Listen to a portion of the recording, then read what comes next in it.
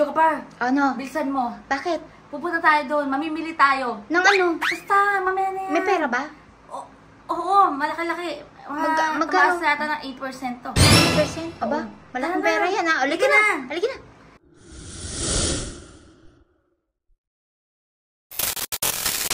Yan mga batang helmet.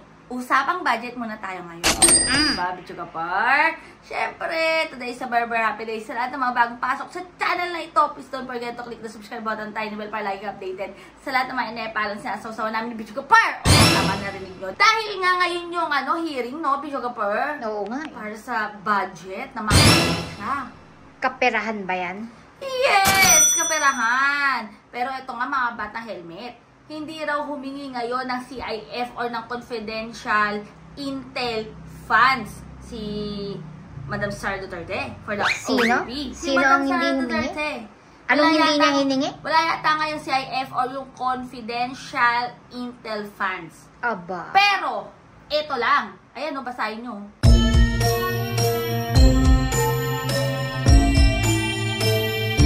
Umakyat daw eh. Medyo ka pa ng 8%.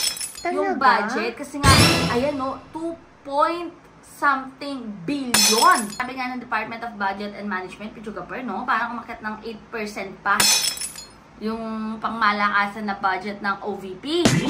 At So, ibig sabihin, kung umakyat siya ngayon ng 8%, mas mababa yung last year na merong confidential funds. Oo, kasi nga ito nga hindi nga daw nag-request or humingi ng CIF or yung confidential intel funds. Pero mas umakyat pa nga daw ng 8%. Ano? Billion? Oh, o billion. million? Billion, 2.037 billion na pinag-usapan natin dito, ha? Yung 188.5 million ay para sa personnel services. Personnel? Yes. Ano kaya mga personnel services na yan, no? So, yung kasama doon, yung mga bodyguard.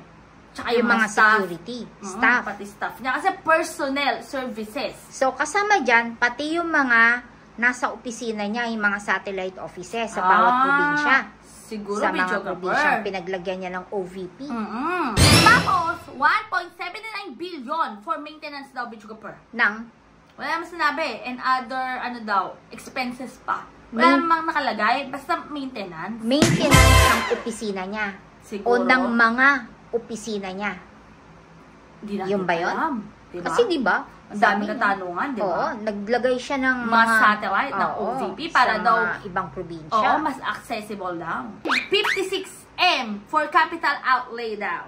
O, diba? Mga batang helmet. Pero sabi nga, umakit nga daw yan ng 8% from the previous budget ng OVP. Bakit? Di ba nila kaya yung same budget last year? Kasi less naman na yung confidential fund. Nako, Jokapar, mga sagot lang yan. Ang Office of the Vice President, hindi natin alam kung ano ba yung saan niya ilalagay yung budget na yan, saan niya i-allocate yung mga funds na yan. Pero ayan nga, mga bata helmet, doon ako nagtataka eh. Doon sa 188 point something million for personnel services. So, gusto kong malinawan doon, Jokapar. At saka yung other expenses and maintenance. So, halimbawa, kung magkakaroon ulit ng deliberation ng mga budget niya, may papatayan ba ulit ng mic? Ay, ewan ko. Kasi dati, di ba, may pinatayan ng mic, pinagsaraduhan di ba? Oo, wala nang boses. Wala nang boses. Tapos nag-walk out na rin si Madam Sara Duterte. Pero ayun nga, mga batang helmet, dahil ngayon, ongoing pa rin ng hearing, no? Sa Congress, about nga dyan sa budget na yan. Pero stay happy, stay healthy, and stay safe tayo as always. Sabi ko sa buhay, nag-helmet din na bukit. Keeps getting better everyday. God bless everyone. Bye! Yung live na pala natin kanina, biglang naputol, Jokapar. Bakit? Di ba kung may timer? Ano ba yan? Sayang, nakakit na sila Sir Boogie. Oo nga Kasi Sir Aistero. Basta mga batang helmet, comment down below nyo dyan kung ano masasabi nyo. Ang mahalaga dito at ang importante dito, tax natin yan. Eh di hayaan na lang natin Galing siya sa sa tax gusto natin niyang budget. Tax natin yan eh. Dapat Hayaan may mo na pakialam lang tayo. yun. Hindi, tax natin yan. Hindi, Dapat. mapapatayan ka ng mic, bahala ka. Bakit ako papatayin ng mic? Wala naman ako doon.